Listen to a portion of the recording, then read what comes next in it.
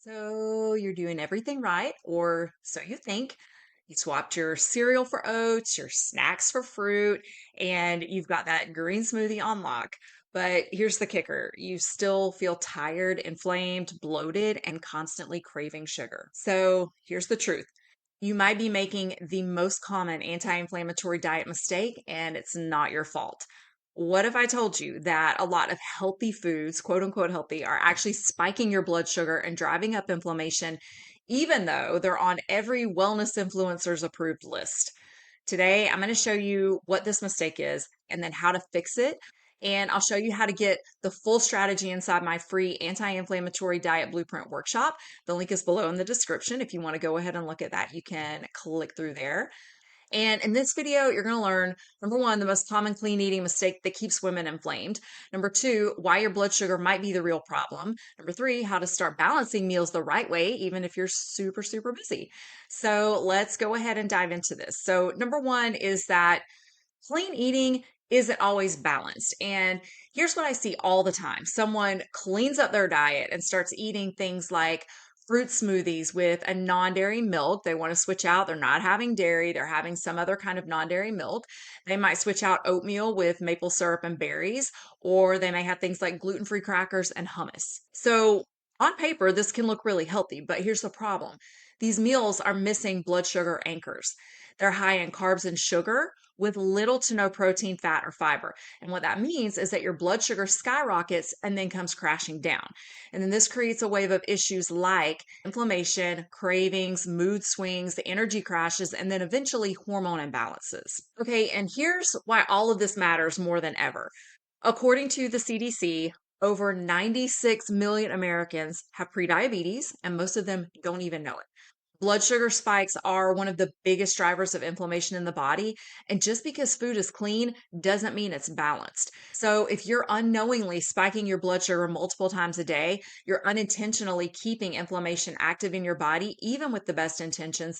And what this can mean is that you're actually also driving those factors that lead to insulin resistance, which is going to put you over into the prediabetes category. If that continues, that's whenever it starts veering into developing type 2 diabetes.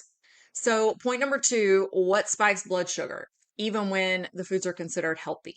I think that one of the biggest problems with this is that it's hard to know what this looks like when we have lists of healthy foods floating around and then no context in how to eat them. So, let's talk some examples.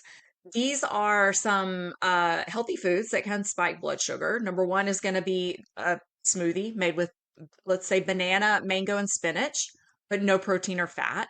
A bowl of oatmeal with maybe some fruit, but no extra fiber, no protein, and no healthy fat.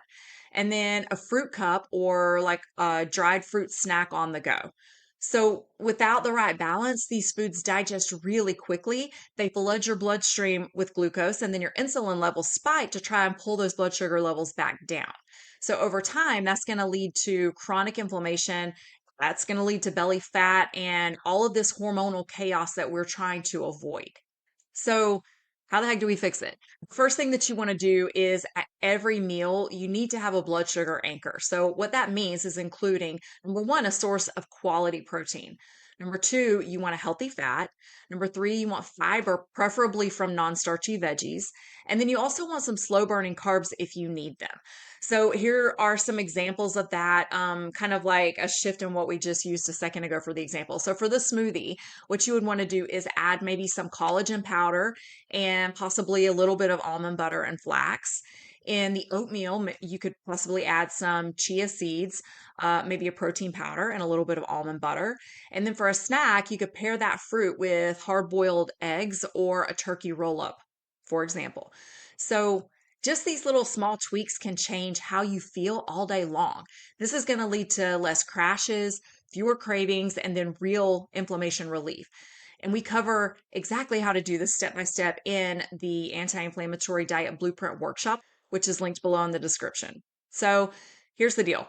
Number one, eating healthy does not guarantee it's helping your inflammation. Number two, without blood sugar balance, even those clean foods can cause a lot of damage in your body. And number three, Anchoring your meals is the first and most powerful step because it will help balance your blood sugar. So, if you want to learn how to build your own personalized anti inflammatory blueprint without guessing, again, click that link below, grab your free seat in the Anti Inflammatory Diet Blueprint Workshop. It'll walk you through how to start your anti inflammatory lifestyle the right way with clarity, confidence, and no chaos. And if this video helped you, drop the word balanced in the comments or drop me any questions that you have. And if you're craving more videos about an anti-inflammatory diet or blood sugar, I've got playlists that will pop up right here. You've got this, and I'll see you in the next video.